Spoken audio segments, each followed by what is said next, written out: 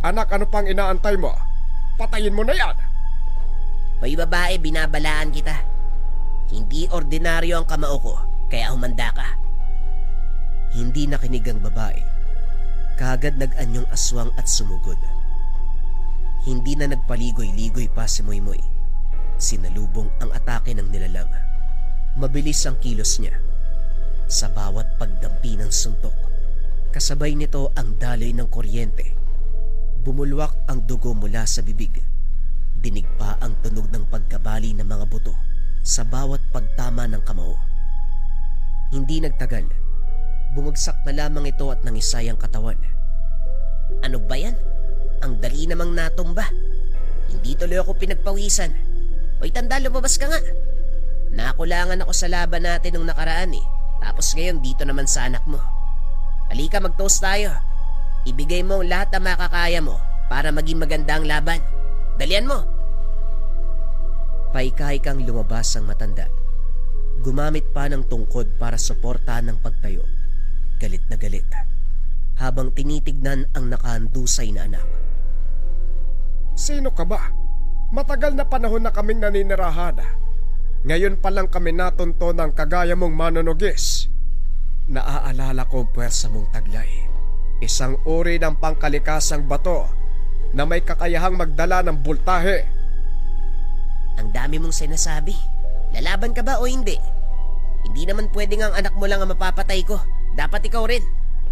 Sandali, di ba wala ka ng buhay kagabi? Paano ka nakauwi? Wika ni Moymoy. Naguguluhan pa rin ang binata nang mapagtanto ang kaganapan. Bago iwanan ang aswang na nakalaban, sigurado siya na wala na itong hininga. Pero narito sa kanyang harapan ngayon, buhay na buhay. Humagalpak ng tawa ang matanda sa naging reaksyon ni Moymoy. Ngayon alam ko na. Baguhan ka. Malaman ang salita mo pero kulang sa kaalaman. Hindi kami basta-basta namamatay. Hindi ka rin nag-iisip ano? Salamat sa impormasyon. Ngayon manahimik ka. Kitang-kita ang pagkislap ng bultahe sa kanyang kamay. Buong puwersang sumugod sa matanda. Maging ang katawan ng babaeng aswang ay nadamay. Tuluyang natusta hanggang sa naging abo. Dumiretso na si Moymoy sa tahanan. Pagdating ay sinalubong ni Lolo Simon. Ang sabi ko, pumunta ka sa Bonotac Nuevo para manugis ng aswang, hindi manggulpe ng mga tambay.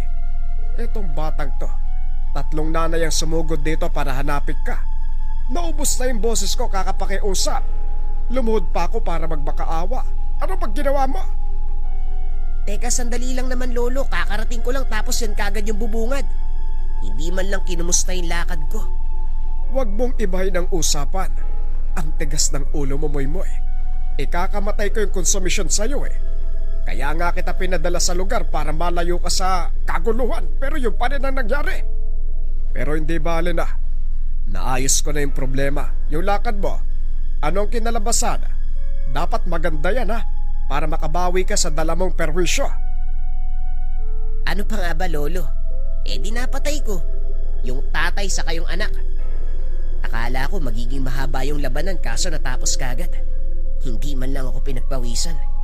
Lolo, nasusunod bigyan mo ako ng malakas sa kalaban.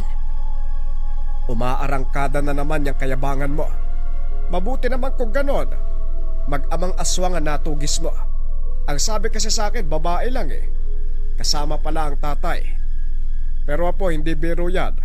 Marahil nakatsamba ka lang ng mahinang aswang. Huwag ka pa rin magpapakampante. Dahil sa mga susunod mong laban, siguradong malakas na uri ng aswang ang makakasagupa mo. Sige na, magpahinga ka na. Mahaba ang nilakad mo. Kailangan mong makabawi ng lakas. Magmula sa araw na ito, ikaw na magtatangan ng mutya. Napabuntong hininga si Moymoy. Nahati ang atensyon. Natuwa dahil nagampanan ng maayos ang binigay na misyon. Paghanga sa sarili, sa kakayahang ipinamala sa kalagitnaan ng panunugis. Hindi lubos akalain na ang lakas ng mga kamao magagamit hindi lamang sa pakikipagsuntukan, kung hindi sa aktwal na sagupaan para magligtas ng mga tao. Pero alam niya rin sa kanyang sarili, nagsisimula pa lamang ang totoong pagsubok sa kanya. Lalong-lalo na, ipinamana sa kanya ni Lolo Simon ang mutya ng kidlat.